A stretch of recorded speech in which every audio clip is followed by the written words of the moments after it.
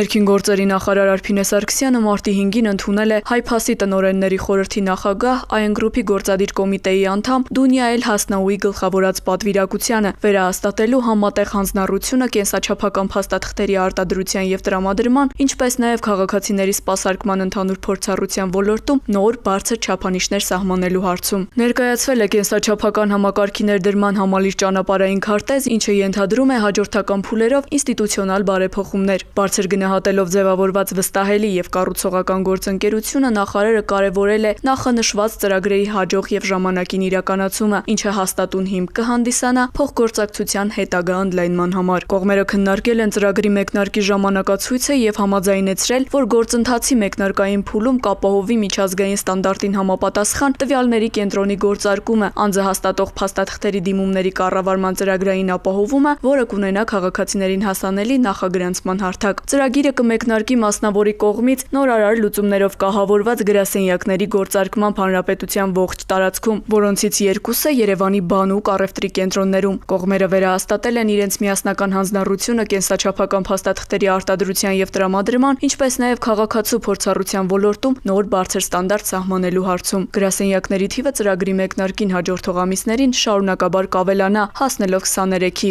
Գրասենյակների նախագծային կոնցեպտուալ լուծումները առանձին քննարկման են արժանացել։ Խստիվ պահպանվելու են պայմանագրով նախատեսված չափորոշիչները, այդ թվում խոշոր կենտրոններում մանկական խաղասրահները, հարմարավետ սպասասրահները, սպասելաժամանակի եւ սպասարկման առավելագույն սահմանաչափերը, բոլորը մեկում ինքնասպասարկման սարքերի տեղադրումը։ Ընդգծվել է, որ նույնականացման քարտերի տպագրությունն արդեն մեկնարկել է։ Անձնագրի հետ կապված աշխատանքները վերջնականացման փուլում են։ Առաջիկայում կհաստատվի նաեւ անձնագրի մասսայական տպագրությունը։ Նախարար Սարգսյանն ընդգծել է սահմանված ժամանակացույցի համատեղումը որակական բարձր չափանիշների հետ, նշելով, որ մի կողմից ներքին գործերի նախարարությունը հանձնառու է խոստացած ժամկետները պահպանելու հարցում, այն է ընթացիկ տարվա երկրորդ կիսամյակը, մյուս կողմից հետևողական է որակական չափանիշների խստիվ պահպանմանը եւ մեկի հաշվին մյուս կատեգորիայում զիջում չի լինելու։ Կողմերը քննարկել են նաեւ կենսաչափական անձնագրերի կիրառությունը հնարավոր տարբեր սցենարներով, դրանք փոխգործելի լինելու հրամայականը սահմանային կառավարման նորագույն լուծումների հետ։ Եվրոպական չափանիշներին համապատասխանող կենսաչափական համակարգի ներդրումը կարևոր քայլ կլինի նաև վիզաների ազատականացման գործընթացի համատեքստում։